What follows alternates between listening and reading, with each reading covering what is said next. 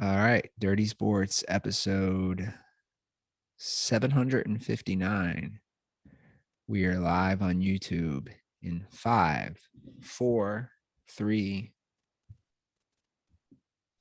Welcome to the Dirty Sports Podcast. I'm your host, Andy Ruther, coming to you live from Cincinnati, Ohio, with my co-host from Los Angeles, California, Joey No Chill Prano. Hello, Andy. Morning. How's All it right, going? Dirty Sports. There we go. I forgot to the did it echo. again. It's like, am I having a stroke? Yeah, that's on me. Oh, yeah, wow. Oh man, I'm sniffling. I'm knocking the mic. Back in the day of the Smut Studio and the Zoom thing, you'd be like, we're starting over. We're starting over. Now that we're on the Zoom video, we just roll through it no matter what happens. Plus, I've mellowed out. Yeah. You'd be like, goddamn Trevor. Like, what did Trevor do?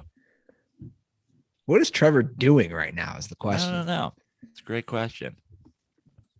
Will Trevor be invited to Twerk's wedding as just like can we get like a picture of all the interns at Twerk's wedding in suits? I think the bigger question is, will we? I'm not assuming either of us would be invited to Twerk's wedding.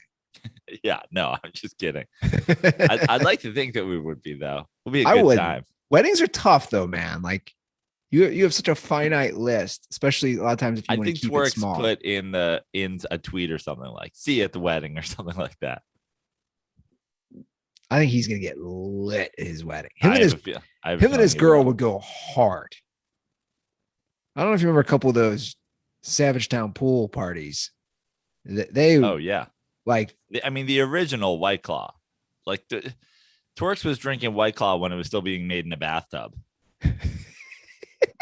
Twerks like, you know about this hard seltzer? I'm like, what the fuck are you talking about? Like, I don't know, but a couple of my friends have been taking just big bottles of Perrier and dumping it into a bathtub, throwing in vodka and just lemon slices. Yeah, he would go hard. Like, dude, no way you're leaving. You're like leaving here in a vehicle without some sort of rideshare person taking you. You are like he was that guy. Do you remember that one July 4th? Do you remember the blacked out neighbor I had who was trying to fight everybody? I think I was gone by that point, but it was like, I remember it. I was there in the beginning. And Twerks was the mediator, which is the funniest. But he's like, I got this. He's blacked out drunk. I got this. Studying law. Let me get in the middle of the situation.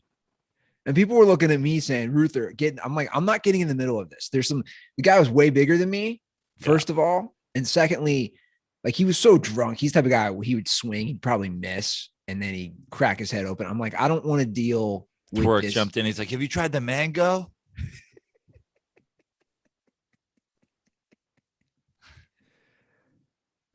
That's the same guy who used to clip his toenails out at the pool, and people would be so repulsed. That's fucked up. Yeah, he'd walk out. He'd hop in a chair in between like two girls in a thong, tanning, just start clipping his toenails. I think he was I want to say he was a Boston person. Sounds about right. Yeah, he was somewhere on the East Coast. I want to say Boston. Everything about him screams Boston. You can size up those type of people. Yeah. What's going on? What's going on in your neck? What's up with LA? I mean, pretty standard stuff these days in LA. I mean, everything's relatively kind of normal-ish. Clubs reopen. I'm getting back to work on some stand-up. Just same old. I'm basically like, I'm so old now. It's like amazing how, I mean, I've talked about it before, but like my life, like it's kind of like a slow crawl from youth to elderly behavior. Like it's normally very like, when did I get so old? I got old in one day, and now just like ever since my ski accident, like my whole life is like doing elderly like body care shit. Like after this, I'm going to have an assisted stretch. I got to swim every day. I'm drinking collagen tea. I'm just like an old person now. I feel like I'm just the oldest person of all time. And it happened in one day. Well, the thing is, you have to do that to remain somewhat young. Like the difference is, right, back in the day, you didn't have to do those things. Yeah. Now you have. I feel the same way. Like I stretch now. I try to stretch every day, like not quick stretches, but legit stretches. I bought some stretch bands to really make myself more limber because I just can't. Even from just 2 years ago, I know what you're saying. Putting the miles on my legs if I run, like 5 miles now is so much harder than it was 2 years ago. And I didn't even jack up my knee. I mean, I used to do the joke about it. It's like the first thing I ever noticed was just hangovers. Like my hangovers got so much worse. But physically, I always felt pretty good. You know what I mean? I could always like get off the couch and go play volleyball, like, no problem, or play basketball or do whatever. Now I'm just now like in the last year and a half. Once you're on your back for 4 months, it's hard to get back off it. So I'm just in a daily fight against father time. So old. It's sad. Well, I always tell people you just have to try to do things to maintain.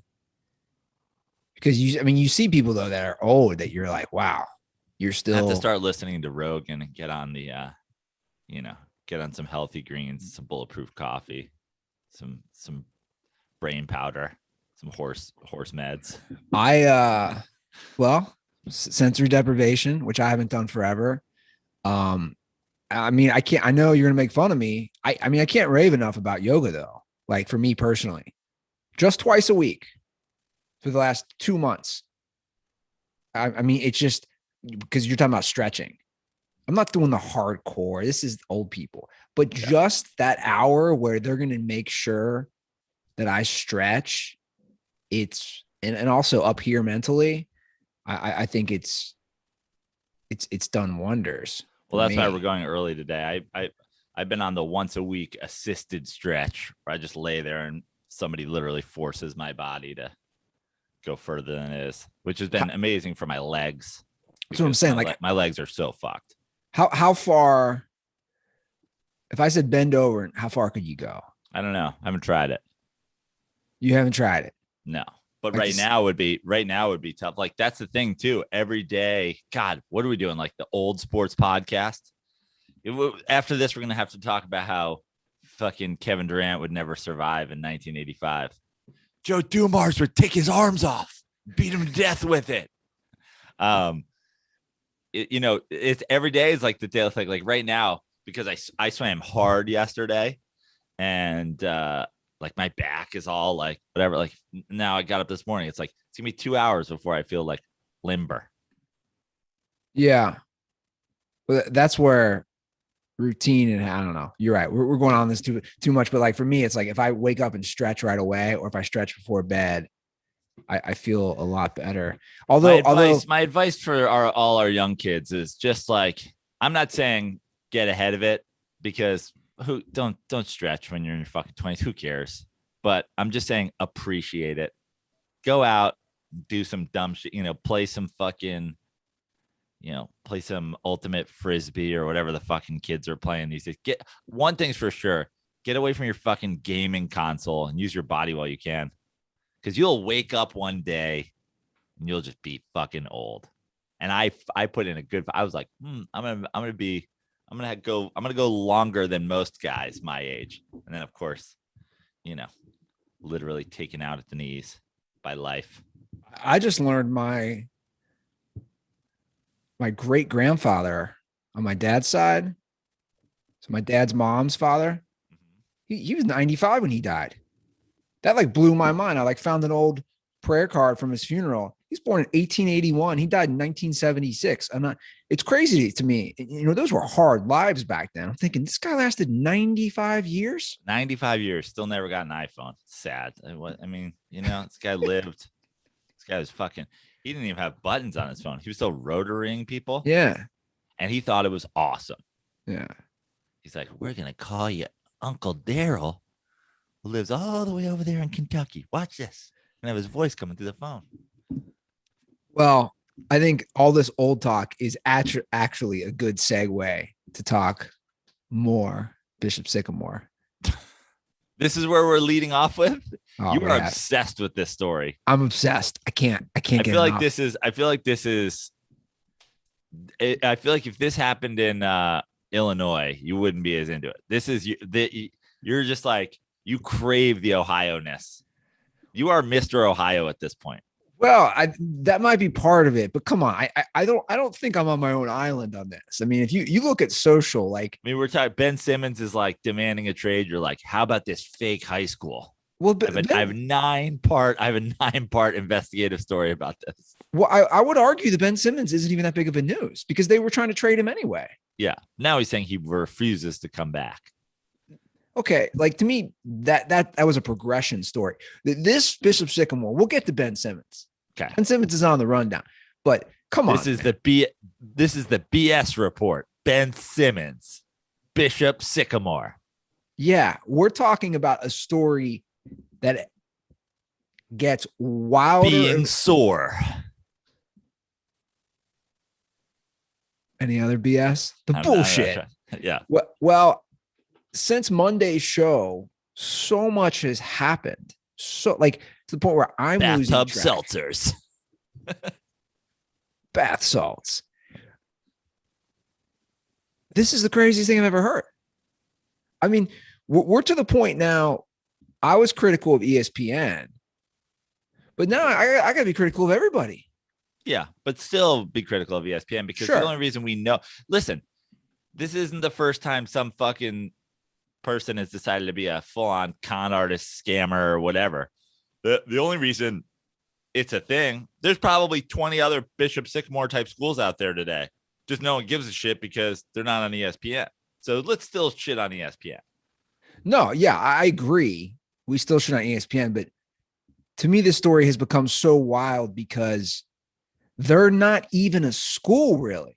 Yeah. Like we went from, hey, this is kind of a whack program that lied to get on ESPN. They're not even. They're being investigated by the state. So, I mean, the governor, again, it's an Ohio thing for sure, but the governor of Ohio has now, Barry Larkin, he's commented on it. He said, like many Ohioans, I'm concerned by the recent reports and questions raised about Bishop Sycamore.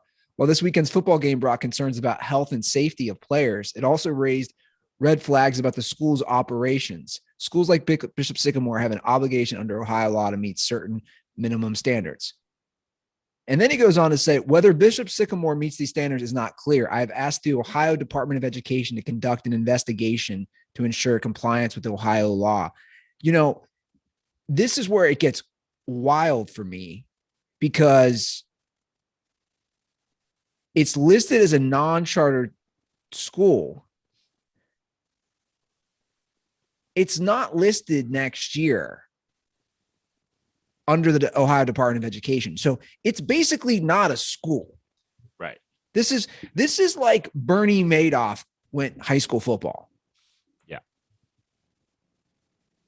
And but what's great, I mean, the idea, let's take it on this, let's say it was a school. And it was like the idea that you have a football team, one that's like going to compete at like a high level football, not like playing other weird like the idea of being an online school with a football team. Like it would be crazy if next week, you know, they announced the teams that were playing in the Maui Invitational and they were like Duke, UNC, University of Phoenix. You're like, what the fuck are you talking about?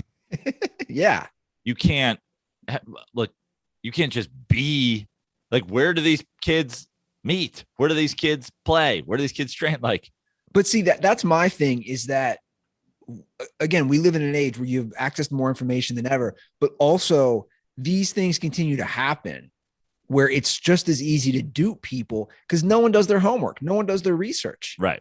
Like you're saying, Joe, they're not playing nobodies. They're playing the best schools in the country. They're playing like the top 20 high schools, the traditional powerhouse high school football teams. Now, are they still going? Like, what is happening here? Are they still? Is there going to be a week 2 for them? So I think a lot of games have been canceled. Well, they played since the show.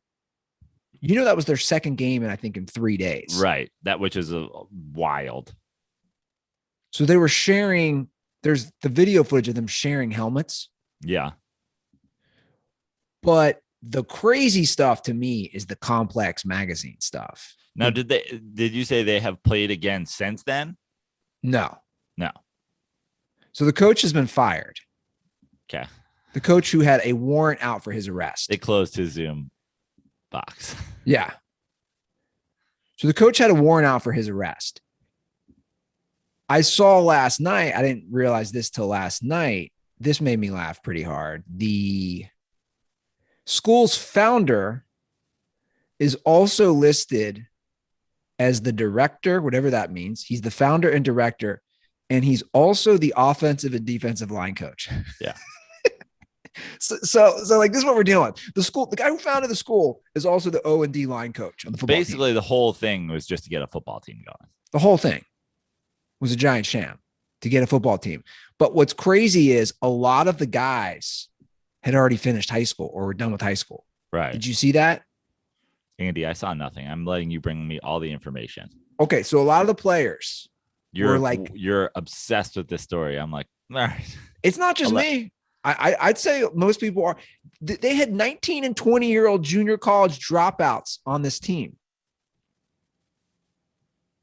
And the craziness to me that now, is this just basically, in basketball, right?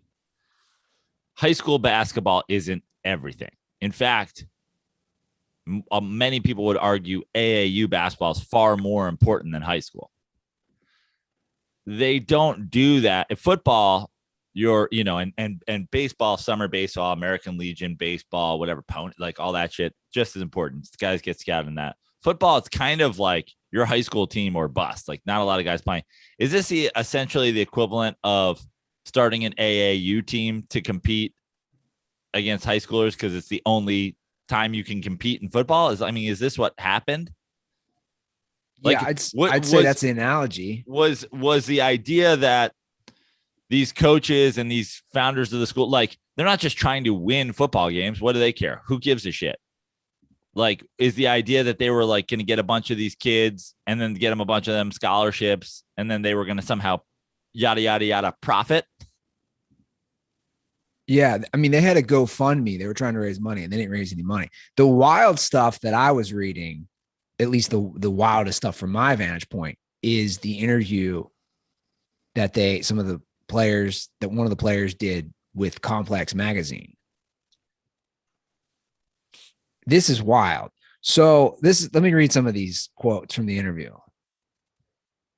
The guy asked, what's the craziest thing that happened while you were there? He's talking about playing for Bishop Sycamore. He says, there's shit I could say, but I really don't want to get into. For the last month and a half, we had about 35 players. We moved into these new houses. For that month and a half, we were all sleeping on the floor. We had to go rob Myers, Kroger's, Walmart's because that was the only way we could eat. So he responds, that's crazy. The guy from Bishop Sycamore says, it's crazy, but I can think of shit that's crazier than that. Sleeping on the floor and doing all that shit, that don't get me. Then drops the N-bomb. Almost got stabbed. So some of the guys almost got stabbed in there. We had players from every borough from New York. Then we had players from the inner city of Columbus. That's where I'm from. Everything didn't mix, especially with no supervision. So he says, well, what made you appeal to go to that school? He said, at first they had a plan, like brochures. They sent me books and stuff, how school was supposed to happen, blueprints. They told us, did you see this? They told us we were going to be on Netflix. There's a video that's resurfaced of a kid touring. And he's like, we're going to be on Netflix. That we were going to be on a show. They said we were going to be the IMG Academy of the Midwest.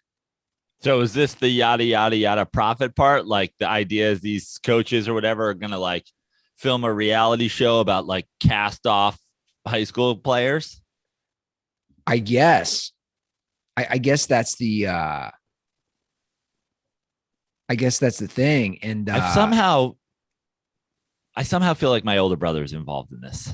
Like I feel like if I dig deep enough, like my older brother who played, Pee Wee football for 1 year is going to turn up as their secondary coach, and somehow was planning on profiting from this.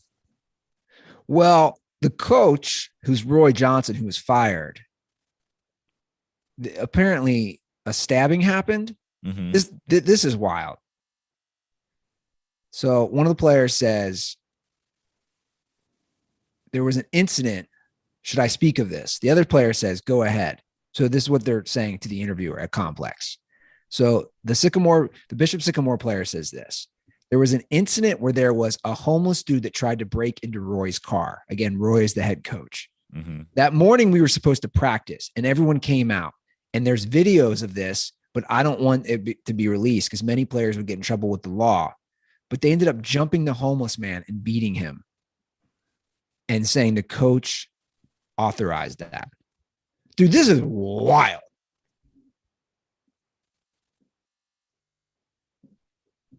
I can't get enough. Give me more in my veins. I need some more Bishop Sycamore talk. This is going to be the wildest documentary, 30 for 30, whatever happens. We've never seen a story like this, ever. The layers and the depth, you just keep peeling back more and more. It's one thing to have a whole scam. These guys are now almost killing a homeless guy, and the coach is authorizing it. They're videotaping it. They're 19 and 20-year-old kids. Some of them are already done with school. This is absolutely bonkers. And I just need one of these kids to like transfer and go like play major college. Like I need one of these kids to end up in the NFL, and he's going to be like Barcavius Ginger Snap, Bishop Sycamore. And we're like, when that happens on fucking Sunday Night Football 5 years from now, the whole world is going to lose its mind. Imagine me. Yeah. Did he just say Bishop Sycamore? The name. The Bishop Sycamore High School. The name alone should have given red flags. Any school bishop is associated with a Catholic school, and they're not.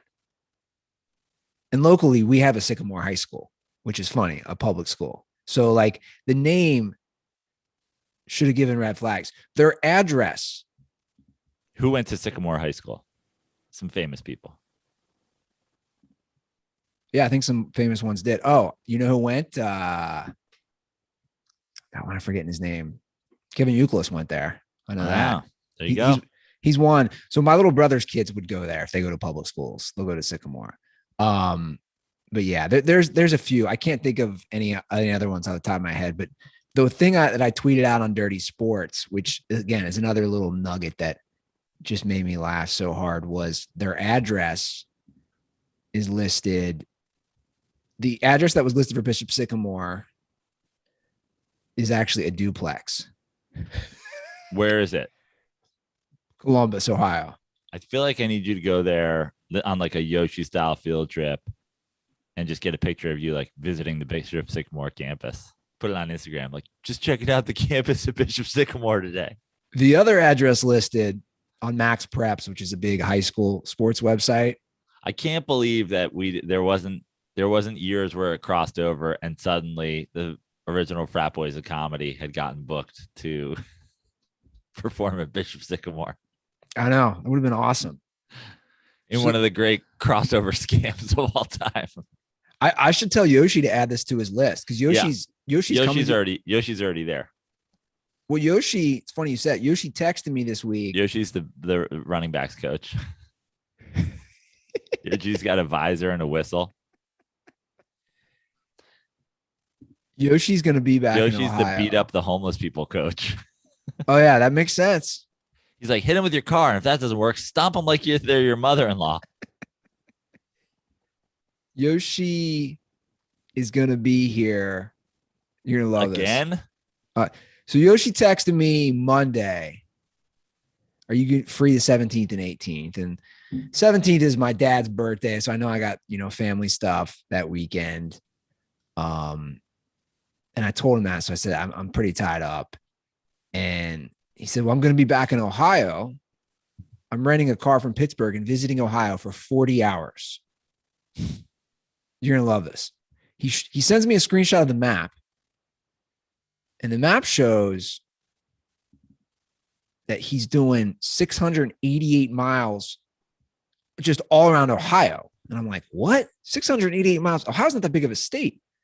So he lists, these are the 9 places he's visiting. Tracy Lord's birth home. Jesus Christ. Lex Wexner and Jeffrey Epstein's home. I guess Jeffrey Epstein had a big mansion outside of Columbus.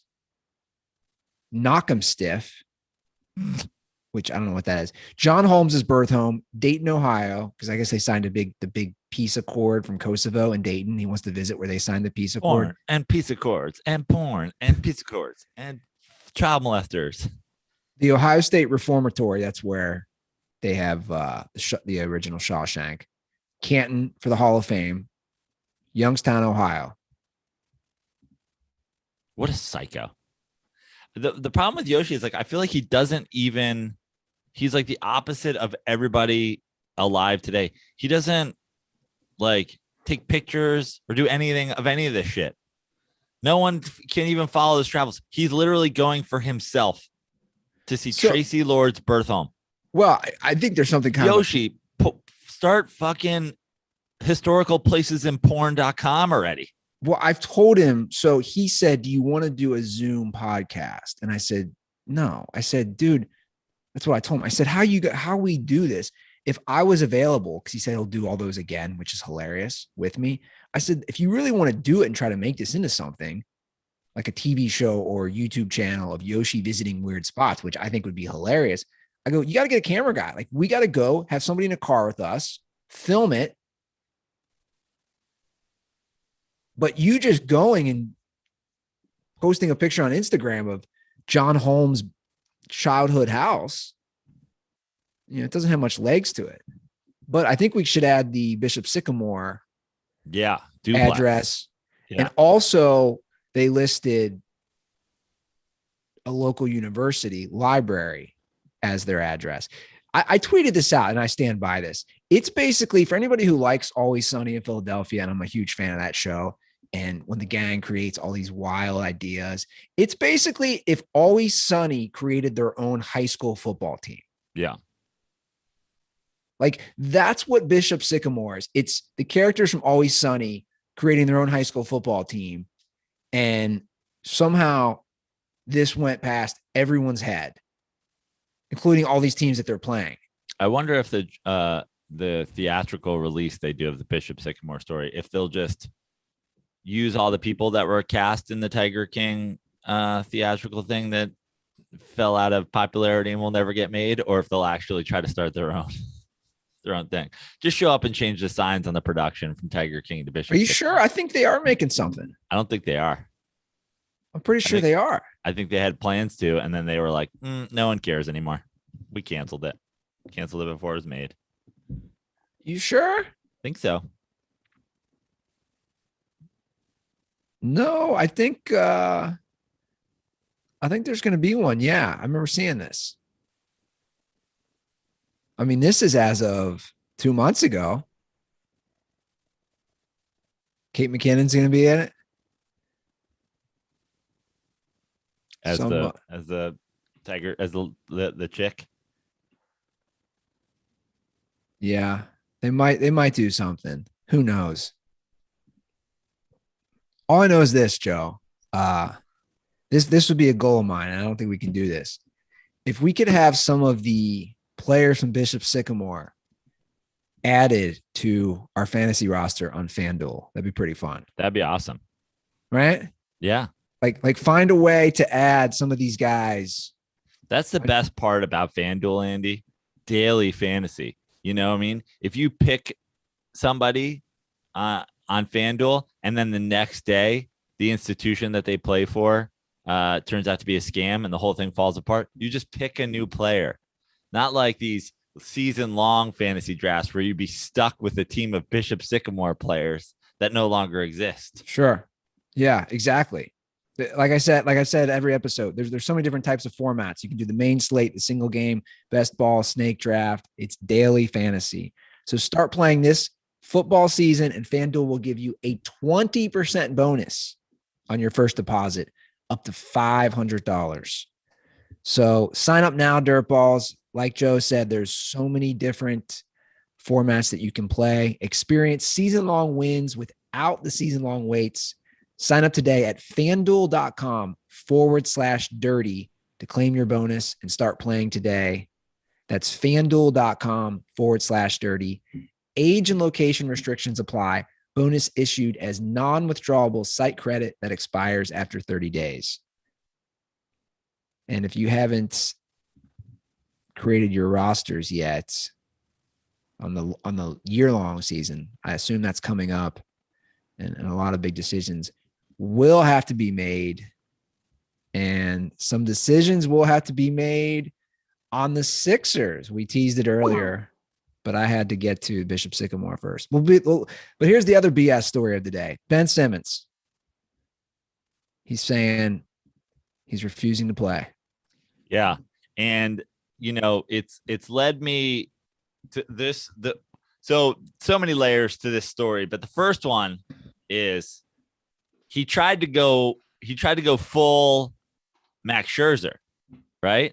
He was like, I'm just going to say California because there's only good teams in California. So instead of like seeming like I'll only go to good teams, like a little bitch, I'll just pick a random area and say that this geography is where I want to play. So he was like, I want to go to a California team. And the funniest part about it is Ben Simmons, like basketball fans everywhere, totally forgot the Sacramento Kings exist. And now the Sacramento Kings are highly in the mix to get Ben Simmons because he said California, thinking like, oh, I'm going to Scherzer it. I just want to go to California. So I either want to play for the Warriors, the Clippers, or the Lakers.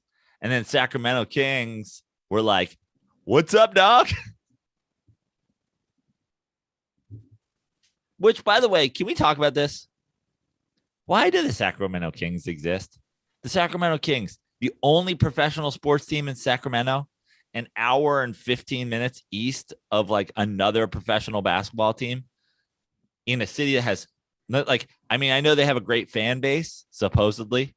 We haven't seen them in like a decade, but it's weird that Sacramento has a team, right? I've always thought that.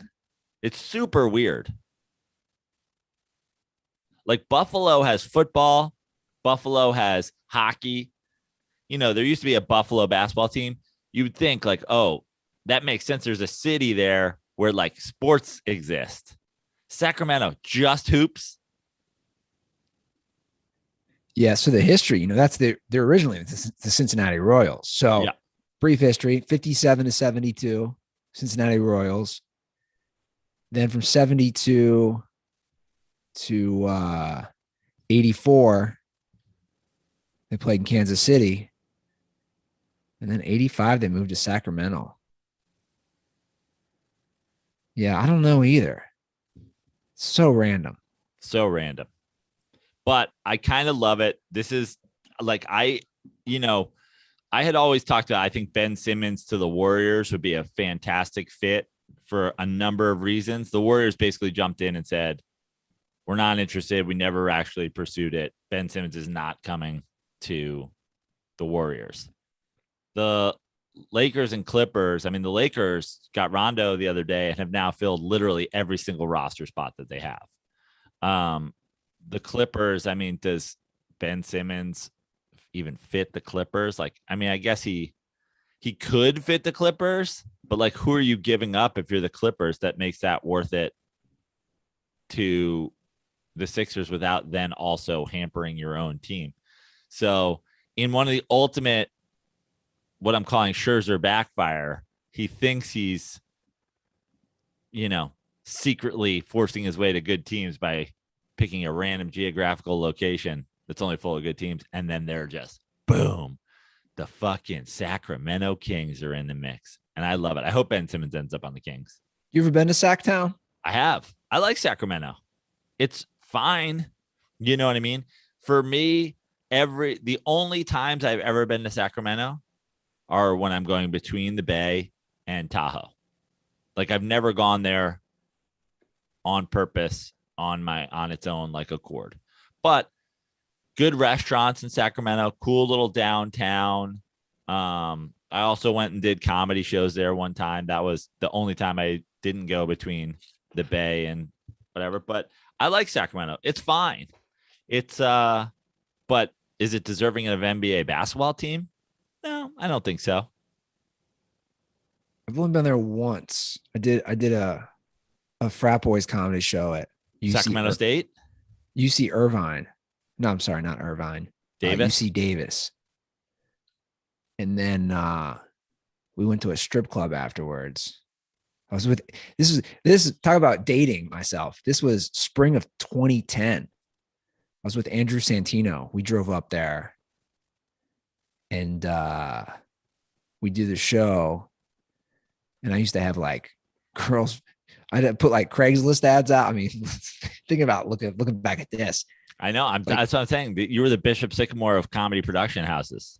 Like I'd put Craigslist because I would need girls we had merchandise. I wanted girls to sell it, like cute girls to sell it. So you put out a Craigslist ad to like hire models. Let's put that in air quotes. Yeah. Instagram didn't exist. Pay a girl like $25 an hour, have her work for 2 hours. Anyway, a couple of these cute girls wanted to go to a strip club afterwards. So we went. The funniest part was, so Santino and I went, and the one girl was like, okay, I'll drive you guys there. And when she came back to pick us up, she had her boyfriend. Like left that part out. So it was like me, him, one of the models, and her boyfriend went to this strip club. And the one girl got so drunk, she was puking. Like it was just one of those nights where you're like, she's puking in the parking lot. You're like, oh, this is a disaster. Like that's my one experience at Sacramento. Haven't really spent time there, but they had some fun teams. Now, when they battled those Lakers squads, which is still pretty controversial. Yeah. Those were some fun series in the early 2000s. Absolutely. But also, should Sacramento have a basketball team? Well, no. They might get Ben Simmons. I mean, the tough thing is like, what team are you? Like, what would you be willing to give up to get Ben Simmons? I mean, the Kings are saying they won't include De'Aaron Fox or Tyrese Halliburton. Dude, my take on where does Ben Simmons end up? I don't know. And to be honest, I just wouldn't trade for him. I don't know how many times I'm going to say this. He hasn't shown the desire to improve his game. Ben Simmons trade destination odds via BetGM MGM as of Wednesday morning. Now, these have probably changed slightly because, teams like the Warriors are saying like they're not going to trade for him or whatever. But as of yesterday morning, Golden State Warriors 3-1, Minnesota Timberwolves 4-1, Sacramento Kings 6-1, San Antonio Spurs 8-1, Toronto Raptors 8-1. Every other team 11-1 or larger. So at this point, do we think he goes to the Minnesota Timberwolves? Man, talk about your all-time backfires. How about going somewhere to die and just end your career? Yeah, we have. You want me to play a depressed Sixers fan? Sure. This dude is so depressed. Here's a call. What's going on, boys? This is Alex Walters, also known as the depressed Sixers fan. By the way, couldn't tell you're depressed at all, dude. And I haven't really been able to react to this news, but I saw the Ben Simmons thing talking about he wants out. And I'm curious what you guys even think about this. Like, I know I might be biased as a Sixers fan, but is this one of like the biggest backtracks in talent and just kind of situations ever. I mean, the guy that could have been traded for James Harden. I know hindsight is 20/20, but man, I defended Ben Simmons forever. But man, I don't know. I don't even know what we can get for him. Because nobody wants him. His value is so fucking in the tank. I just don't know what's going to happen. I'm curious what you guys think. The guy that was supposed to be like LeBron can't even get traded for guys like De'Aaron Fox, so I don't know. It's kind of a mess, but I don't know. Depressed Sixers fan out. Man, that dude. I mean, Really depressed. I understand being depressed because, there was a time where his value was much higher. But keep in mind also that the Sixers weren't contenders for the NBA title this year, but they were certainly, I would say, contenders to come out of the East. And you got nothing from Ben Simmons essentially in the playoffs. I understand you're not going to get a James Harden back for him right now. And the value is low because what team takes Ben Simmons on and gets better enough that they give you somebody that makes the Sixers make the leap? So it's tough because now he's demanding out. But I would argue you can still improve the Sixers by getting rid of the albatross that is Ben Simmons, his contract, and all the drama that goes along with him being there. I really think, the Warriors keep saying it's like it was never alive. It was never close. I still love that as a destination for him. I still think it works. But then you get into a situation where the reason it's never really alive is because they probably are like, well, you're not getting Steph or Dre or Clay or, fucking anybody that we care about. So the Sixers are like, well, then we're not going to do it. And he's like, all right, great. This is what you're going to get from every team. So I understand a Sixers fan being depressed because his value has just plummeted, but you're still like on the verge. You just need one terribly run franchise to like see something and be like, here's a guy who can contribute to you. Yeah, I just his value, man. It really is. It's just so low. He's played 4 full seasons.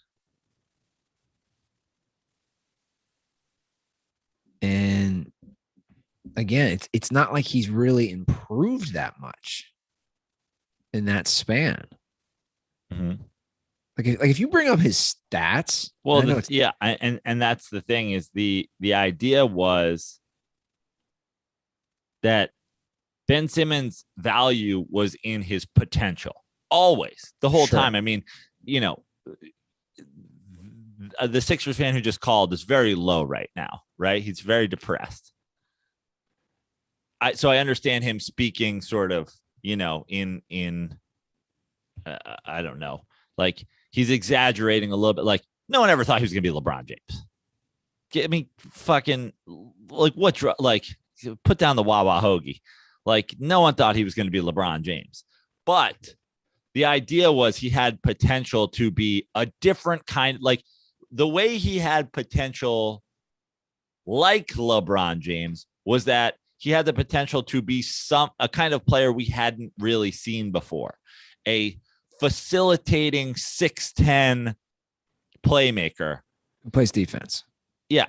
So it was in the potential. And now, like you said, it's 5 years in, we haven't seen that potential come to light. So now it's like, is he going to be that guy? Because he's the same player he's always been. It's just that he's not achieved the potential people thought he had. Yeah. And again, like my window is 5 years, basically. Any of these guys. 5 years NBA, 5 years as the future NFL franchise quarterback. What progressions have you made in 5 years? That's the argument I was making on Jameis Winston the other episode. Dude, you've had 5 years. Where's your progression been? It hasn't been there. If you're not getting better, look at your, okay, let's take sports out of it. Everyone, like, look at your own life. Like, the decisions I do now, 5 years, like, I'm just not doing the same decisions I was doing 5 years ago. Some, but like, as far as maturing and making smarter decisions or thinking in a different way or just not being as immature, you can apply that same context to these athletes. You know, that was probably my problem. Remember, I gave up on Brandon Ingram too. I didn't give him 5 years.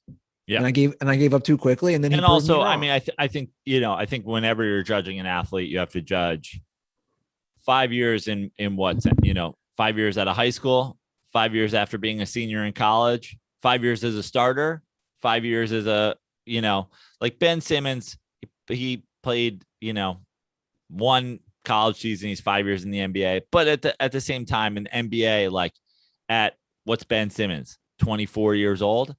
At 24 years old with 5 years of NBA experience, you have to have shown that you're heading toward something. Well, yeah.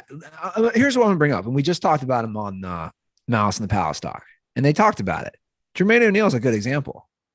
Yeah, he wasn't playing really his 4 years with Portland. His career instantly improves the minute he goes to Indiana and becomes a starter.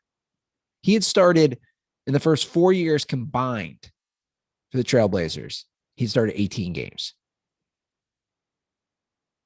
He instantly improved the minute. My point is, like, Ben hasn't shown that right at all.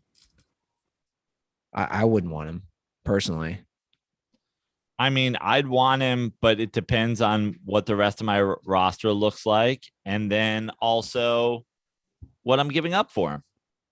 I would take a flyer on Ben Simmons if some team's willing to give him up for, a couple of your role players and, a second round draft pick or something. Or if you're a team that's, already a competitor and you're willing to give up a late first round pick. I mean, the general consensus is if you're out of the lottery, your first round pick doesn't matter. I'm not sure I believe in that, but that seems to be the consensus. So, a late first round pick, a couple second round picks, a contributing veteran or two for Ben Simmons and whatever shit pieces there are to make the financials work. I would do it. Like, the reason the Spurs, I think, are on the list is because would you be surprised if Ben Simmons went to the Spurs and Greg Popovich figured him out? I wouldn't be surprised, but I would also say I would think the Spurs would make it work with him to where he doesn't even have to get that much better, but what the skills that he currently has, they could make work. Right. And that's the point. You have to remember one thing about Ben Simmons. Okay. The one thing to remember about Ben Simmons, 5 years in the league, a 6'10" point guard. Yes, he can't shoot. Okay. But like Magic Johnson wasn't a jump shooter. Okay. He could score though. Yeah, absolutely. He could score. My point is you have a guy with a very particular skill set. 5 years in the trust the process system. And what Doc Rivers and fucking Brown? Like, this is who you had to Sherpa him from being this like freak physical talent into being an NBA point guard?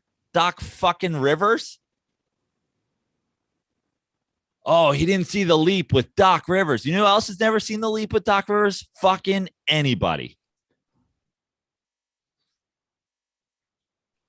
My point when you say you don't want him, and listen, do I want the Knicks to trade for him? No. But when you say you don't want him, it's like, for what? He can be a valuable player on a team. You just need to figure it out. And He's clearly not figuring it out in Philadelphia. And I think a team, with a competent coach who doesn't have to give up a lot would be a nice destination for him. If he goes to the Minnesota Timberwolves, he'll be out of basketball in 5 seasons. If he goes to the Spurs, will he fucking be an all-star in 3 years? I don't know.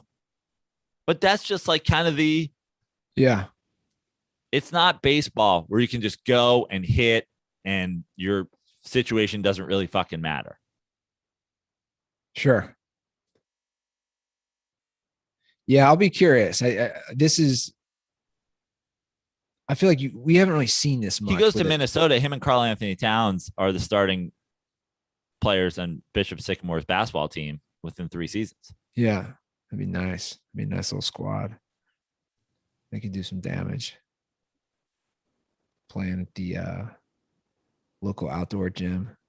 Yoshi, a homeless guy, Rachel Nichols, Karl Anthony Towns, and Ben Simmons are the Bishop Sycamore high school basketball team.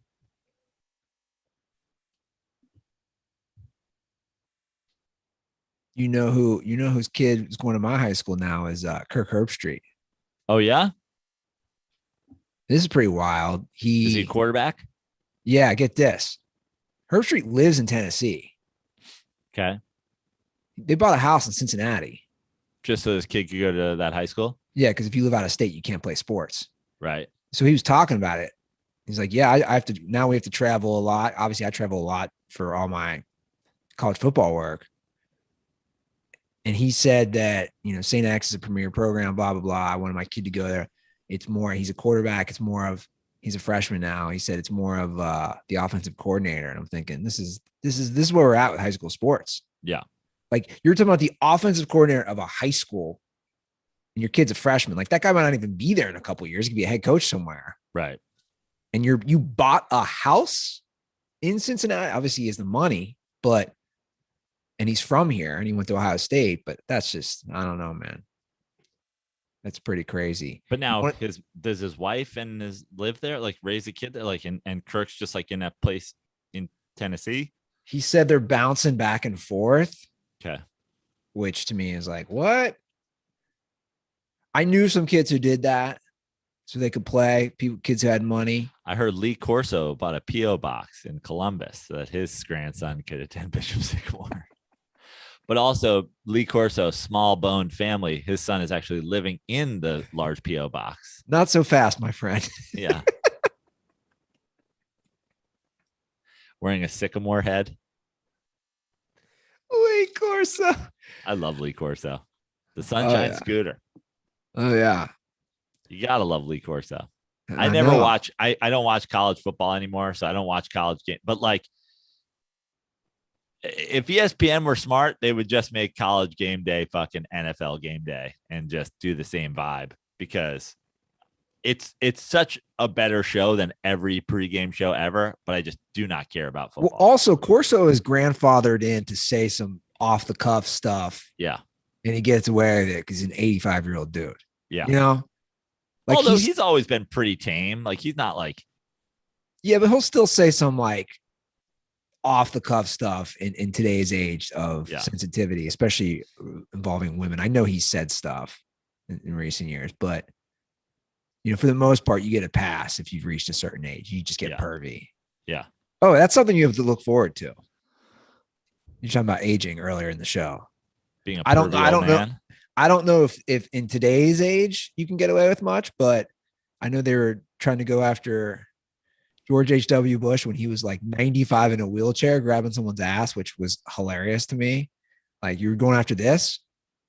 Like, of all the things we're going to go after this guy for, grabbing a girl's ass, that's a whole other discussion. But yeah, I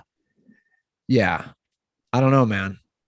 I don't know if you can get away with it in the nursing homes now. We do have a lot of NFL news. Great.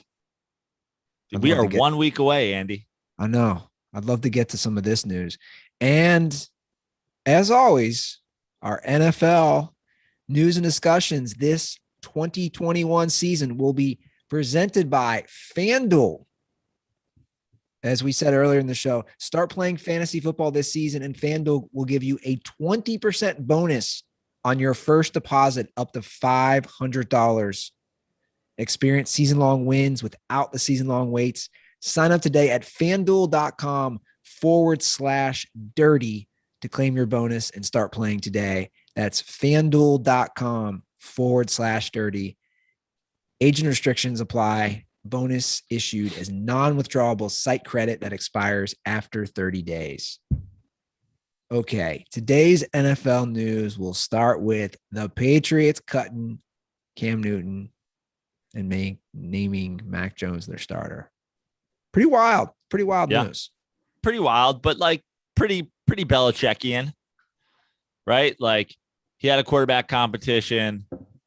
The guy, if he had thought it was Mac Jones the whole time, Cam wouldn't have been there even going into the preseason. He wouldn't have had, a camp competition because Belichick is mindful of their salary cap and all that stuff. So Mac Jones is a starter. Belichick smartly knows it is ludicrous to pay somebody a lot of money to be a backup. Cam gone, and he'll have whoever the fuck be the backup. He wouldn't have made a lot of money as the backup. Well, he would have made more than, first of all, the starter. Really? You sure? What do you mean? He's not making more than Mac Jones' rookie contract? No, I don't think so. Let me see. So Mac Jones signed a 4-year, $15.6 million contract. So less than $4 million a year. Because Cam signed for like $1 million last year. Did he? Yeah, remember that was the deal. His deal was for 1 year. This is what. Yeah, Cam was making less than him. Cam's deal this year with the Patriots had a base $1.5 million salary, a $2 million signing bonus. He could have made up to. Yeah, that's all it was, man. Well, either way, he doesn't. Although I'm seeing something else which says 1 year, $5.1 million. Yeah. Well, regardless, I know he's certainly making more than fucking whoever no-name quarterback that he's going to have backup Mac Jones. And he doesn't need a Cam. He doesn't need a guy in fucking Yosemite Sam's hat holding a clipboard on the sideline. He doesn't need star power. He doesn't need a guy who is formerly the MVP of the league being on the bench behind a guy who may or may not struggle in his rookie year. Yeah. But honestly, I would guarantee you, first and foremost, he's thinking about the financials. Yeah. Well, and he was also, and a lot of people talked about this, the COVID stuff played a huge part as well. In the Cam decision? Yeah. I don't know if you read that. I didn't read that. Was Cam openly unvaccinated? And he got COVID last year, remember? Right. And everything I read was, and all these coaches are doing it. They don't want to deal with that. They don't want to deal with the protocol. And it's ridiculous too that people are questioning it. Like the story headlines are being spun into something that is totally untrue, even by the headline. Like the headline that vaccination status is a factor in somebody making the Jaguars or whatever, like Urban Meyer said, that doesn't mean he's cutting guys for being unvaccinated. It simply means if it comes down to two guys, he's considering one guy's vaccinated and may not get fucking put into the protocol, and one guy is like. Well, and here's the thing: he denied it, but he really didn't. I'm reading a direct quote from Bill Belichick. Right. When asked if Cam's vaccination status played a role in his release, he said no. You guys keep talking about that, and I would just point out that the number of players and coaches and staff members that have been affected by COVID in this training camp who have been vaccinated is a pretty high number. I wouldn't lose sight of that. So, for sure, it plays a factor. Yeah. And now you're right. Urban Meyer made his comments. He's now being investigated by the NFLPA because technically, let's put that in air quotes. You can't cut a guy because they're not vaccinated. Technically, you can't cut a guy, for enjoying alcohol. Right. But if you have one guy who does and one guy who doesn't, you're like, you know what? I just don't know. We might be 1-15 this year. Guys are going to get fucking frustrated. Guys are going to I don't want a guy who's a wild card. There's a million things that you can't cut people over. Sure. But you absolutely factor into your decision. Well, the thing is, again, yeah. And now not just Urban Meyer, now the Colts GM said the same thing. Why wouldn't you? If you're having to, if it comes down to this is essentially what, affirmative action is in theory, right?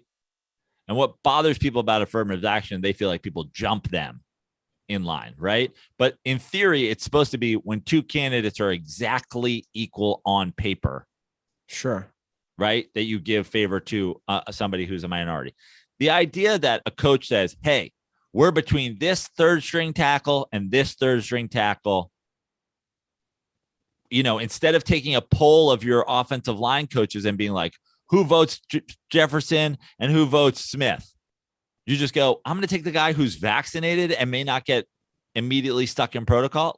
That doesn't even seem crazy to me. Well, yeah, it's just logical because also it's the other players again, that it's going to affect. So if somebody had close contact, the tracing contact protocol, right, and then they have to sit. And no coach wants any players sitting out of practice because of this, missing games. Did I just see the story? Was it the NBA is potentially not going to be testing at all players who are vaccinated? I didn't see that, but I know NBA unlikely to test fully vaccinated players regularly. Issues COVID protocols for the 2021-22 season.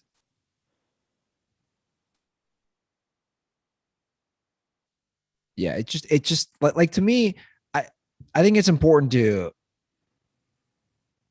I can take the politics out of it. I don't know why some of these people can't. To me, it's not a political issue. It's, do I want to make money? Do I want to help my team? That's all it boils down to. Yeah. Right. And that's what I've said. That's what I've said before about this whole thing in terms of the player decisions, which is take your politics out of it, take your conspiracies out of it, take your medical history, on a simply team basis, not getting vaccinated, you're a shitty teammate. We do a ton of things. Athletes do a ton of things. Everybody in the world does a ton of things as part of a team, a corporation, a group, a job, a family that isn't something that they might necessarily prefer themselves, but for the sake of everybody else.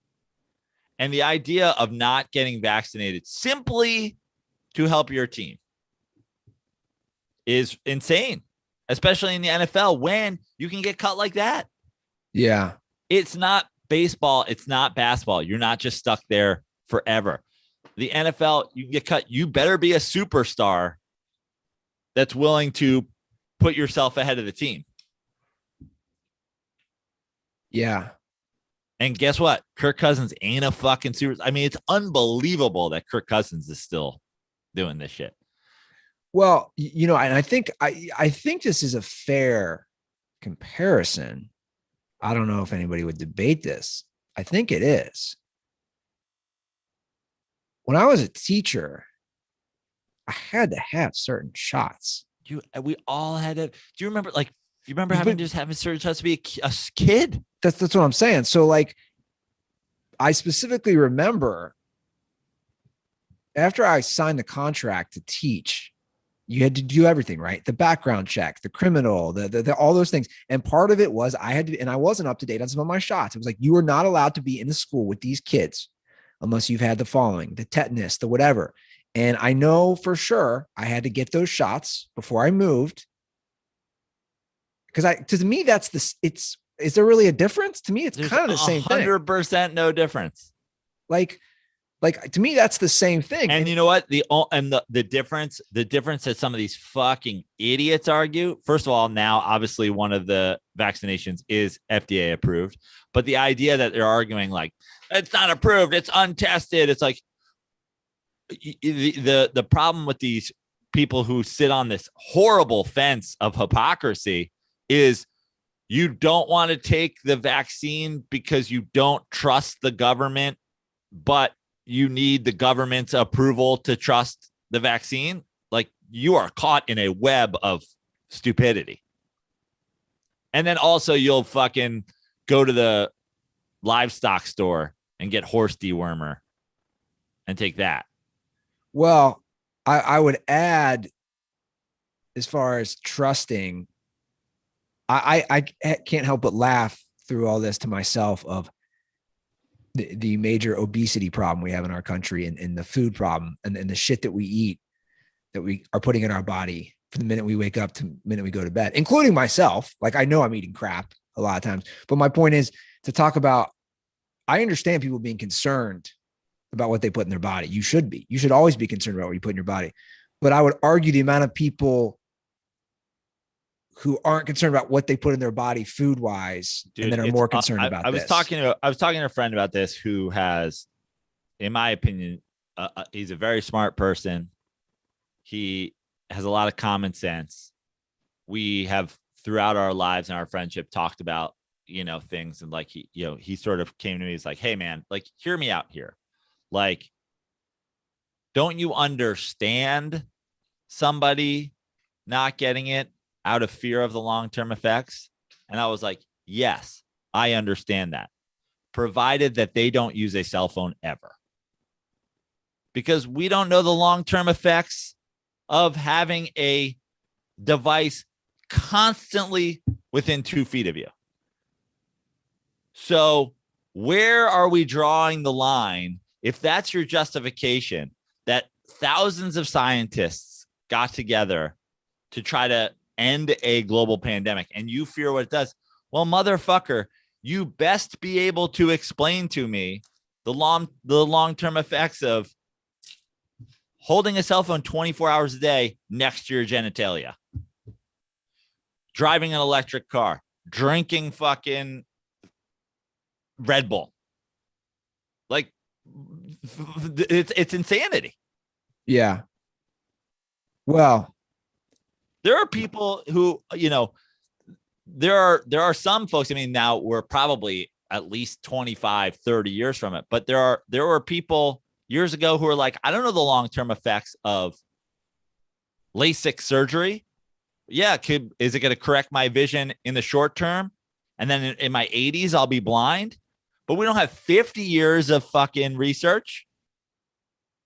yeah. So like, if that's your justification. Yeah. And I'm the same way. If you have concerns, I understand. And if you don't want to get a vaccine, I understand as well. But if you're on a football team, and that's where we come back all the way back around to sports. It's like, okay, first of all, if you're a person who's a sole thing that, like, I mean, and the problem with this vaccine is, again, like, the people who don't get it, they're still going out there and potentially harming other people. If you're like, listen, I'm a like isolated person. I stay at home. I'm still social distancing from people, still masking. I don't want to get the vaccine. Cool. But if you're on a football team, if you're Kirk Cousins and you're the quarterback of a football team and you don't take it just so you don't miss games, you're a piece of shit. The end. You have other people's, especially a quarterback, you have the livelihood of other people in your hands. If you suck, if you go down and you lose fucking 3 games because you're out with COVID, some guy's football career could end because of it. yeah, it's it's an issue. It's not going anywhere, which is it just wears on you. Well, it's not going anywhere. Like, the Atlanta Falcons, it's gone from their team. They don't have to think about it anymore. They haven't been featured in the COVID protocol in close to a month now. I'm just like so burnt out on it personally. I know we're talking about it and probably too long, but like I'm just, I'm burnt out on it. But I want to go back to the AFC East real quick. Yeah. We're talking Patriots. I saw a fascinating tweet the other day. Listen to the ages of the AFC East starting quarterbacks this year. Yeah, I saw this. Josh Allen, 25, Tua, 23, Zach Wilson, 22, Mac Jones, 22. That is nuts. Yeah. Josh Allen's the oldest at 25. Yeah. And then I think if I think you could do that in a lot of divisions, right? Well, I mean that we've been talking about this for a couple of years now. It's like look at the AFC North. You have Burrow, Baker Mayfield, well, obviously Ben's old, but Lamar Jackson. Yeah. I mean, if you went division by division, it's mostly young cats. Yeah. It's crazy how it's really changing. Yeah. And that's the thing. Unless you are, just the quarterback away. If you're just the quarterback away, the idea of, first of all, if you're just a quarterback away, you probably aren't drafting in the top half of the first round. But if you're just a quarterback away, then go get somebody to fill in. The Rams felt like they were just a quarterback away. They mortgaged all of that draft capital to go get a guy to replace Jared Goff, who they think, essentially, they said it without saying it, personally kept them from winning a Super Bowl last year or in the last couple of years. If you're not just a quarterback away, to not have a young quarterback on a rookie contract is stupid. Yeah. So the Saints probably won't play maybe the first month in New Orleans. Trust me, I am well aware. Okay, because of Hurricane Ida. So far, they have moved their opener to Jacksonville. Yeah. Against the Packers. And I read up on this. This is actually pretty fascinating. They weighed their options. The NFL requires you have to play in a pro football stadium. Right. Which I did not know. So they at first were looking at Dallas. Unless you're the Los Angeles Chargers of Carson. True. They were looking at Dallas. That couldn't work because of a concert. Then they were looking at Florida. The reason they did not take Miami or Tampa, they were worried there was going to be way too many Packers fans. They even went as far, it's a pretty interesting article I read. They even went as far to look at flights from like Milwaukee and Green Bay to those three cities in Florida. And by far, Jacksonville was the most expensive. Right. That's smart. So the Saints will play in Jacksonville. Jameis Winston's first game will be in Jacksonville against the Packers. So the Saints, of their first 6 games, only 2 of them are supposed to be home games. They're opener against the Packers. Then they're on the road at the Panthers, at the Patriots. Then they come back home first weekend of October for my New York Football Giants, the weekend that I will be at Comedy House, New Orleans, playing the whole comedy weekend. I'm going to the Giants at Saints games, and then they go to Washington, and then they go to Seattle. So, I mean, really, essentially, they should be fine to play home games at least by their third home game. And God willing, DeGrom willing, the second home game, which should be October 3rd versus my New York Giants in New Orleans. Please don't do this to me. I want to see Jameis. I want to see my Giants. I want to see DirtBalls tailgating in the parking lot with me after seeing my shows at Comedy House, New Orleans, which as of right now are scheduled to go off without a hitch.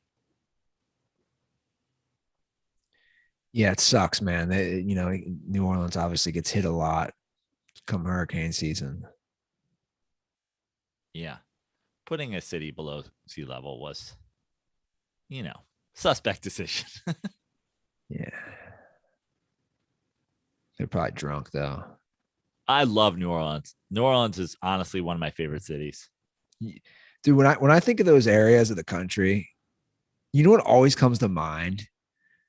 When the first settlers came, whether it's Florida or Louisiana, when they first saw alligators, I wish I had video of that, of like, what the fuck is this dinosaur? Like the guy who was swimming and just got eaten up, and there was other dudes in the boats. I always think of that because alligators are dinosaurs. And I don't think people really, they don't appreciate it enough. Like alligators is on my Andy Ruther list of like really cool animals. And like, I'm fascinated that they've been around for millions of years and they haven't really evolved or changed.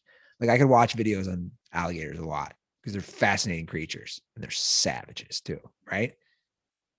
Can you imagine that though? The first dude who was in the boat and the other dude's like, yo, coming out for a swim. I don't know if it was like Ponce de Leon or like one of these early colonizers. A little historical name drop there. Leon. He was in Florida. Ponce, get back in the boat.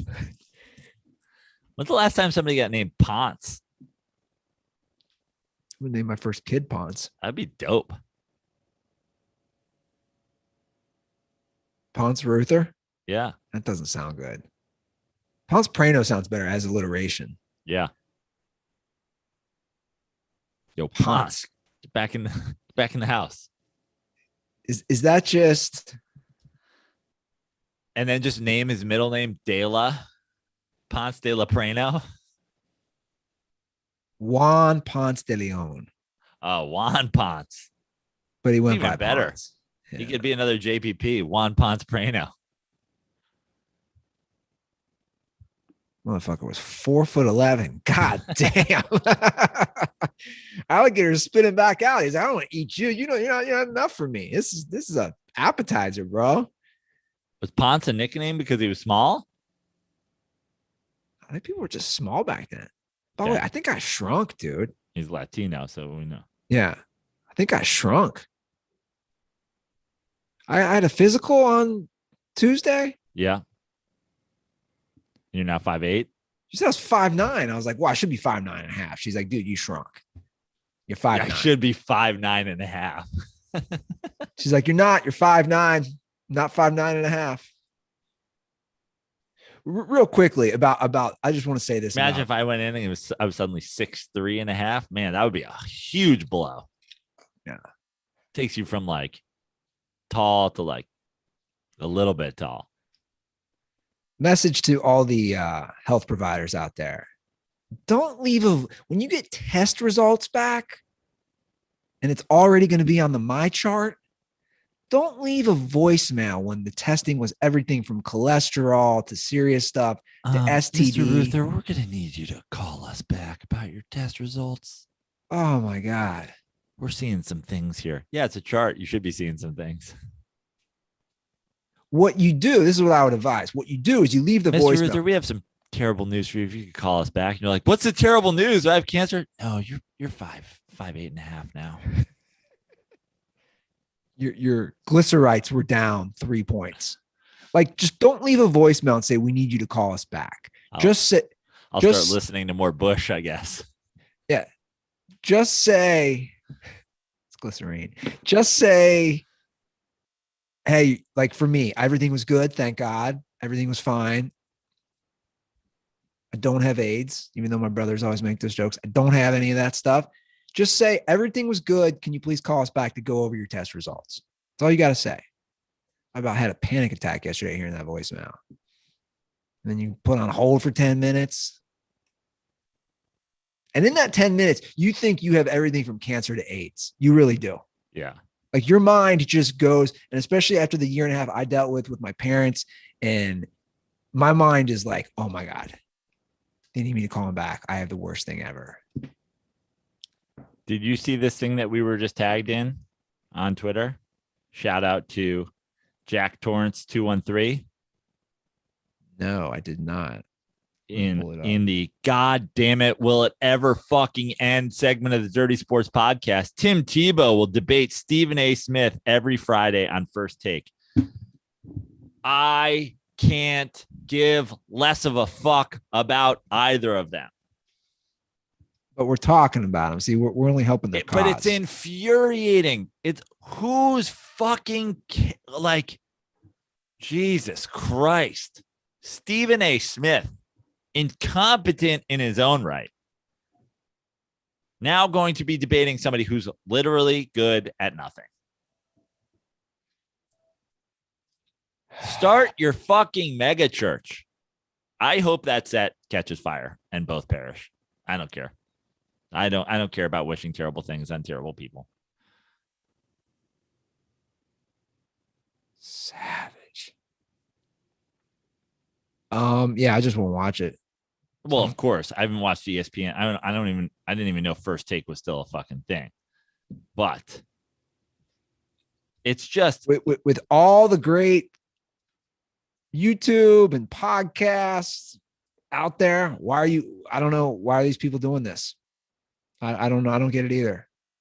It's a testament to how dumb people are, because I'm sure ESPN has, people. I mean, I guess if they had more people, their ratings wouldn't suck so hard, but like they've done their research and think like people will watch this, which is insane to me. Who are you? I'm going to argue right now. Our listeners. Well, I want to hear from our listeners. If you are the kind of person that is excited to tune in to Stephen A. Smith talking to Tim Tebow, call in and explain yourself. Like, I'm willing to hear you out, but like, how, why, what sport? Here's a question. What sport? What opinion? By the way, I texted this to Tony Calabrese because he hates Tim Tebow, and he immediately called me. That's funny. What sport do you want to hear them talking about? Do you care at all about Stephen A. Smith's opinion of football? How is Stephen A. Smith allowed to talk about football anymore? Wasn't it like 2 seasons ago? He's like, I just don't think the Redskins can win this weekend. I just don't think Theismann's leg is recovered. And you're like, who the fuck are you talking about? They were like 2 years removed from him not knowing who's on NFL rosters.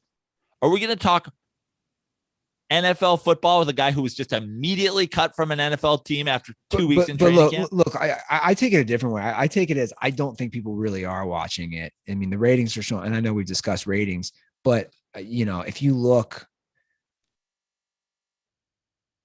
at the current, atmosphere of sports media, like take Pat McAfee, for example. Pat has a daily show. Pat McAfee has fucking Aaron Rodgers. That's what I was about to say. ESPN has Tim Tebow and Stephen A. Smith screaming at each other about God knows what. That's what I was about to say. Pat has Aaron Rodgers on weekly during the NFL season, unfiltered, great interviews, not scared to talk about everything. That's my point. Aaron Rodgers won't do those shows. There's a reason. Like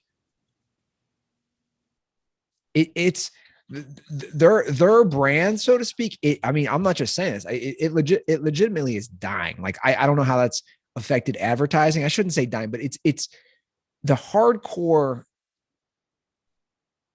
person. I just don't know who they are. Like, I would even argue though, like that this pairing doesn't take into consideration, like who at this point, if you're still a Tim Tebow fan, you're just some backwards ass Florida fucking Jesus loving dipshit who probably fucking hates Stephen A. Smith more than you've ever hated any person on the planet. And if you're still the kind of person that fucking tunes into Stephen A. Smith, can you possibly give a shit about Tim Tebow? Like they're both so bad and so like historically inept. And they don't even have a fucking Venn diagram of crossover. Like, I just need to hear from one person who's interested in this conversation. I don't want to hear them talk separately. I don't want to hear them talk together. I can't believe I'd rather watch Stephen A. Smith be a tight end on the Jaguars than watch Tim Tebow on television. But again, I think I always say we live in the WWE age. Like everything's WWE, whether it's sports talk or news, everything's, I would argue, a lot of it's scripted. It's for entertainment value. That's who's watching it. Like that video is going to pop up on Twitter of the first debate, like I've said before, of Stephen A. Smith and Tim Tebow. And they're so different that people are going to want to see the disparity between Come the two. on, Tim. You really telling me the Los Angeles Chargers with Dan Fouts have a chance against Patrick Mahomes' Chiefs? What Jesus are you praying to? Stephen A. Dan Fouts retired 42 years ago. You know what? I do UFC. I do NBA. I do MLB. I do NFL. Sorry, I can't keep up with all the transactions on the San Diego Chargers. Steven, they moved to Los Angeles a couple. Oh, I'm now supposed to follow where they're playing. I cannot believe. But again, ESPN thinks that their audience, and maybe they're right. Maybe their audience is this stupid. We Maybe just give them people who can't figure out how to use the internet. But we just gave them a 5-minute promo for this happening. I mean, we did. I mean, it's funny. I love your Stephen A. You can do it all day long. I'll listen to it. Oh, your Tim Tebow is that? your Tim Tebow is an interesting impersonation. I've never. You know what? You hear this is. He's soft spoken. This is fantastic news, Andy. I'm so glad my Tim Tebow isn't good. You know why?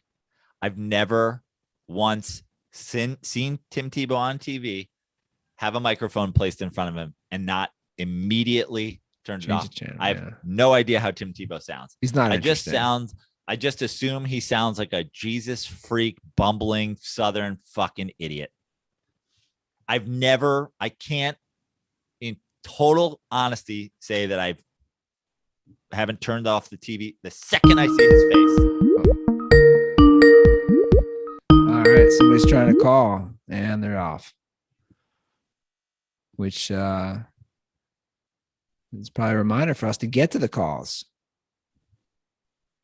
Today's Dirty Sports calls. Stretch to get to. I know. Today's Dirty Sports calls are brought to you by our friends at Miller Lite. I'm rocking the Miller Lite hat. You had it last week. You got it right there? Got it right here. Scale. Double up. Oh, we're going to go twinning right now. Guys, if you haven't got Miller Lite, I don't know what you're waiting on. We have gotten some great tweets, though. I want to shout out all the dirtballs who keep sending us some amazing tweets, repping their Miller Lite cans, whether it's at a grill out, a golf course, a baseball game. It warms Joe and I's heart to see you guys taking part with the finest Pilsner, the original light beer with great taste since 1975. So next time you're getting ready to enjoy cold ones with your friends, go to MillerLite.com/dirty sports to find delivery options near you, or you can pick up some Miller Lite pretty much anywhere they sell beer. It's Miller time. Celebrate responsibly. Miller Brewing Company, Milwaukee, Wisconsin, 96 calories and 3.2 carbs per 12 ounces. I love it so much. I can't wait. It's Thursday here.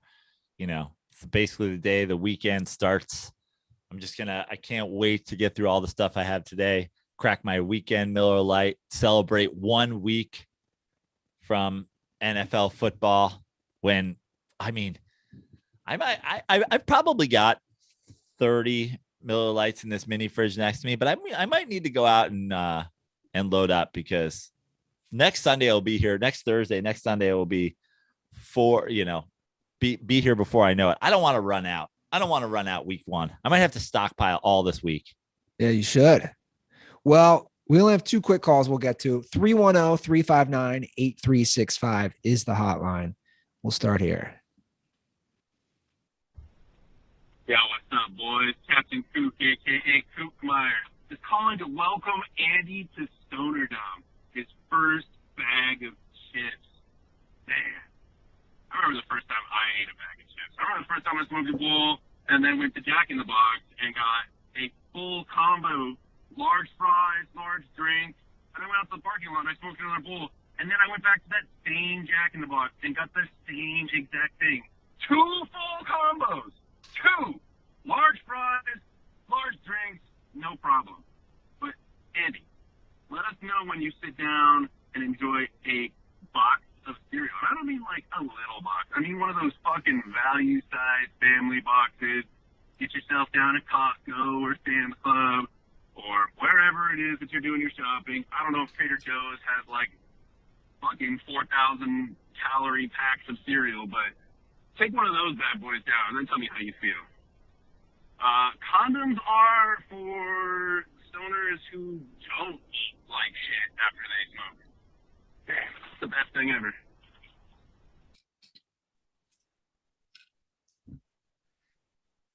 Your first bag of chips, Andy. Well, but I would put myself head to head with a lot of people eating with the munchies. I would. Like I said, normally I don't just do like a bag of chips. Normally I'll do like 14 cheeseburgers from somewhere. Yeah. You've seen me. You've Just seen the me. starting and the finishing of a bag of chips was, you know, It was unique for me. It was just a reality shop. It was just like I said. Normally, it's me going to McDonald's and crushing the value. You've seen it. Yeah. You've seen it. Whether I'm drunk or stoned, it's like you really have to order all that. Yeah. So it was just the chips, and like he's giving some straight up stoner stuff, like the full box of cereal. Yeah. Full box of cereal is aggressive. You know, I had no idea. I was like way older than I should have been before I realized like people take the milk and put it in those mini boxes of cereal and eat directly out of the box. Like I was like, oh, of course you need a bowl. And they're like, no, that's why they have a little wax paper in these boxes so you can just like have a cereal to go. I want to see you do that with like a full box of cereal. Pour the milk directly into the box of cereal. See, I'm not a big cereal guy. I love cereal. I'm not a big cereal guy at all. So, like, that won't be one where I'm. Do you have cereal in the house? No. Wow. In fact, I just, those like giant cereal containers where you lift the lid, and yeah, I just gave those away to the poor. So, just gave those away to the poor. Well, I mean, I stopped by the Bishop Sycamore campus and dropped off some cereal Tupperwares. So I'm getting rid of some stuff. Anything goes. There will be some items that stay, but a lot will go. Okay, this is a good way to wrap up the show. We're going, dude. I love people really want to talk Jameis, and I like this comparison that he makes. Hi, this is Peter, Michigan DirtBall. I'm going to pile on to the Jameis Winston discussion. So, first of all, if the Saints do win a playoff game, I think the Saints' best chance of having a playoff game is that Jameis gets benched in a playoff game and another QB just game manages it out anyway. So there's that. And then Jameis Winston and Josh Allen are like a tale of two cities type shit. Like, they're both big, strong guys, but like, you can just tell that Josh Allen is a better decision maker, works better on his mechanics, but you saw it in the first 3 years. Like, he could have gone down the Jameis Winston route, and you see that maybe if Jameis Winston had like gotten his eyes fixed and fixed his mechanics a few years into his career, he may have been able to turn it around, but he didn't. He's terrible, trash. That's my take. Condoms are for kind of the Saints for Jameis as their starting quarterback. They should have had a better plan than this. Anyway, bye. I like it because he's talking about just the progression of Josh Allen, where you didn't really see a progression. Like again, Jameis's 5,000 yards, I would argue, are the most meaningless 5,000 yards I've ever seen. You know, we always do touchdown to interception ratio, but what about like yards to interception ratio? He threw for 5,000 yards. He threw 30 touchdowns, or he threw 30 interceptions, I should say. Yeah. It's like, you chuck the ball around a ton, you turn over the ball 40 times in a season, this is going to happen. But you know what I hate? I hate that. First of all, I agree 100% with what he said, because that is what you have to worry about with a guy like Josh Allen is you have a gunslinger, you have a guy who threw a lot in college, you have a guy who part of his, worth is that he isn't afraid to throw the ball around, takes chances, whatever. I'm not against taking chances, but you have to be able to turn that down when you have a team plays good defense and where you're like, you can't give away games. Jameis gave away games. Now, I saw a tweet the other day. I forget who tweeted it. And the guy was like, Jameis is going to have a big, it was like somebody who's in the media who whose opinion I value. I follow. I forget who the fuck it was now though. And he was like, Jameis is going to have a big year. And I've talked to NFL executives who say, Sean Payton is going to dial it back for Jameis, unlike Bruce Arians, whose offense demands taking chances. Tom Brady threw 12 picks last year. 12. So the point is, and I understand Tom Brady's one of the greatest of all time. Okay, bump that up to 18. Put 50% more picks on it. Jameis threw 30. So a competent quarterback in this risk-taking system threw 12 picks. That's less than a pick a game. Jameis threw 30. Yeah, I just don't get the dude. He can turn it around. I'm not saying he can't. I'm not saying Jameis, maybe he needs Tom Sean Brady Payton. threw for 4,600 yards last year. It's not like they turned down the offense for Tom Brady. Jameis can turn it around, but until he does, I'm going to say he's not. You got to prove me wrong. 5 years. And I 100% agree. Again, I agree even more with this statement than a Josh Allen comparison, which I think was a great comparison, or like sort of a rookie Josh Allen comparison. We for sure have seen the growth. I 100% agree. I think a reckless decision by the Saints to be a team on the verge and maybe be a team that's a young quarterback away, like a guy who can come in and step in for Drew Brees, who was obviously aging and couldn't push the ball downfield. The idea that person is Jameis Winston is insane to me. Yeah, let's not forget how good that Saints defense is. Yeah. So the defense was never the issue. It was more of the offense. I agree. I think it is a good assessment of condoms are for. That's a great condoms are for.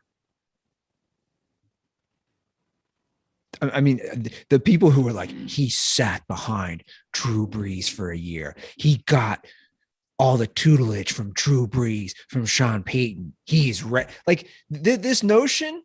I'll just say this. You are absolutely bonkers crazy if you think Jameis is going to walk in there and throw I'm sure Jameis Winston and Drew Brees just like fucking got along like splendidly, eating W's, while Drew Brees is like, I understand that you're eating your fingers, but if you can give me a minute, I'm posting on Instagram about how black people shouldn't be able to talk. Jameis like, wait, what? Well, I wasn't going to go. I was going to say what I was going to say. My statement was going to be, you're nuts if you think not Drew Brees. If you think Jameis Winston's going to march in there, throw for 4,500 yards, 35 touchdowns, and 10 interceptions. He's just not. He's not. That's why I made the prediction of the 4,200 yards, 25 touchdowns, 17, 18 interceptions. His ratio is not going to be that good. And the difference in the NFL, the 7-point game difference, are these turnovers. They are. Yeah. The end of the day, those turnovers, the difference. Good luck. I don't think it's going to happen.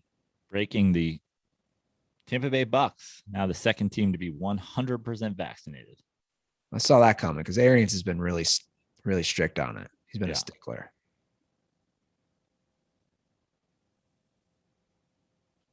(310-359-8365). Once again, that's the hotline.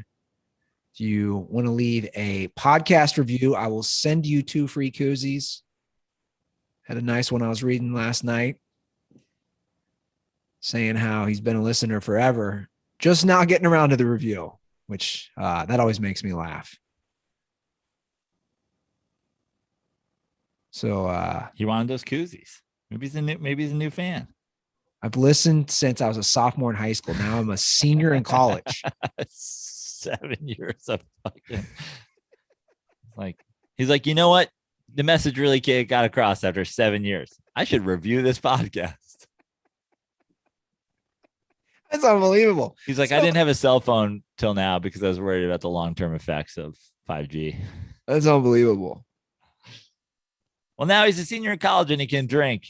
And now he needs koozies. So Back in his sophomore days, he had his dad koozies, you know?